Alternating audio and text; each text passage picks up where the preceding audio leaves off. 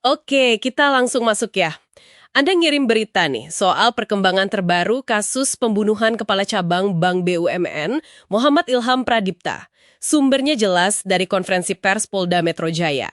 Nah, kita coba bedah bareng deh, siapa aja pelakunya, terus gimana jaringan mereka, sama ada satu detail yang, wah, cukup bikin kaget. Betul sekali. Sumber Anda ini kan fokusnya ke hasil penyelidikan awal ya. Dan yang langsung kelihatan itu skala operasinya.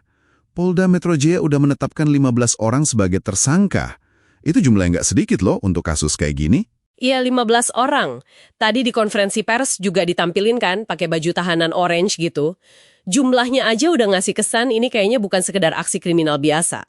Tapi yang lebih menarik lagi, cara Polda memetakan peran mereka. Mereka dibagi jadi beberapa klaster gitu, istilahnya Polda. Nah, pembagian klaster ini nih yang ngasih petunjuk penting soal tingkat organisasinya. Jadi, ada klaster aktor intelektual. Ini otaknya lah ya, dipimpin sama Dwi Hartono plus 3 orang lain. C alias Ken, YY sama AA. Terus ada tim lapangannya, penculik dan eksekutor. Isinya 4 orang, Eras, RS, AT, dan RAH. Nggak cuma itu, ada juga tim pengintai yang tugasnya mantau korban, 3 orang. E alias Eka, W alias Wiranto, sama Rohmat Syukur. Wow, jadi ada kayak divisi perencanaan, terus eksekusi, sama surveillance gitu ya. Mirip banget sama struktur operasi yang terencana. Nah, 5 tersangka lainnya katanya masih didalami perannya. Menurut Anda nih, apa sih signifikansinya struktur serapi ini dalam sebuah kejahatan? Ini nunjukin banget perencanaan yang sangat matang. Pembagian tugasnya juga jelas banget. Jarang loh kita lihat kejahatan, bahkan yang terencana sekalipun, punya departemen spesifik kayak gini. Ini ngasih indikasi bukan cuma niat, tapi juga kapabilitas buat ngelola operasi yang kompleks. Ada hierarki, ada koordinasi antar tim, jadi ini jelas bukan aksi spontan atau kejahatan jalanan biasa. Tingkat kepercayaannya juga pasti tinggi antar anggota kan?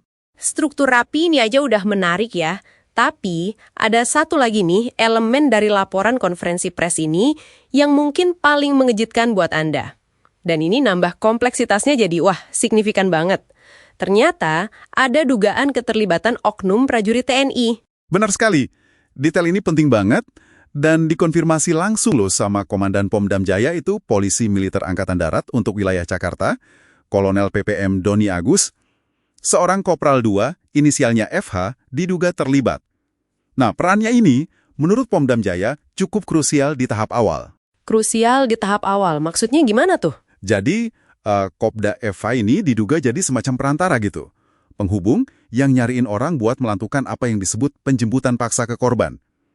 Istilah penjemputan paksa ini sendiri ya, Anda bisa tebak lah ya, udah sangat mengindikasikan adanya niat penculikan dari awal. Dan Kopda FH ini statusnya udah tersangka, terus ditahan oleh Pomdam Jaya buat proses hukum militer lebih lanjut. Oke, jadi ini bukan cuma kelompok sipil murni ya. Ada elemen dari institusi lain, dalam hal ini oknum TNI, yang perannya kayak jadi jembatan gitu ya di fase persiapan operasi penculikan ini. Wah, ini bikin kasusnya jadi berlapis banget. Tepat. Keterlibatan oknum dari institusi yang beda kayak gini tuh selalu nambah kerumitan. Baik dari sisi penyelidikannya, maupun potensi implikasi yang lebih luas lagi. Oke deh, jadi kalau kita coba rangkum nih buat Anda, kasus pembunuhan kepala bank ini, berdasarkan sumber dari Polda Metro Jaya ya, ini melibatkan jaringan yang kelihatannya sangat terorganisir. Minimal ada 15 tersangka dengan peran-peran spesifik, mulai dari otaknya, tim pengintai, sampai eksekutornya. Dan yang paling krusial, yang baru terungkap ini, adanya dugaan keterlibatan oknum TNI sebagai perantara di awal. Betul. Dan kalau kita tarik sedikit ke gambaran yang lebih besar ya, semua detail ini, struktur organisasi kejahatan yang rapi, jumlah pelakunya yang banyak, terus keterlibatan lintas institusi, ini memang menjawab pertanyaan siapa pelakunya dan bagaimana mereka beroperasi.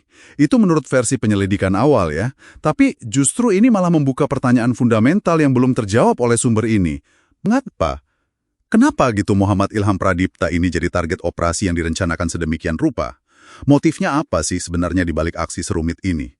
Terus seberapa dalam sebenarnya jaringan ini berakar sampai bisa nyentuh oknum dari institusi lain?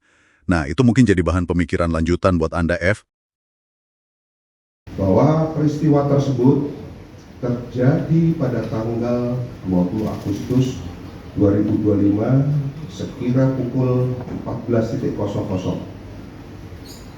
Yang selanjutnya kasus tersebut dilaporkan oleh pelapor di Polres Metro Jakarta Timur.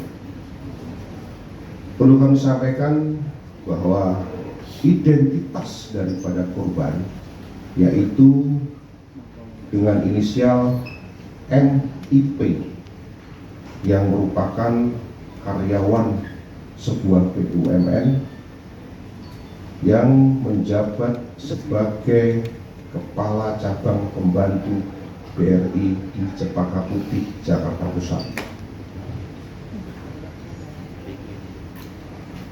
Adapun motif daripada para pelaku melakukan perbuatannya yaitu para pelaku ataupun para tersangka berencana untuk melakukan pemindahan uang dari rekening dorman ke rekening penampungan yang telah dipersiapkan. Rekan-rekan sekalian, bahwa peristiwa ataupun kronologis daripada kejadian tersebut berawal dari sekitar bulan Juni tahun 2025. Pelaku atas nama C alias K bertemu dengan saudara pelaku DH, di mana pada saat itu C alias K memiliki data rekening dorman di beberapa bank.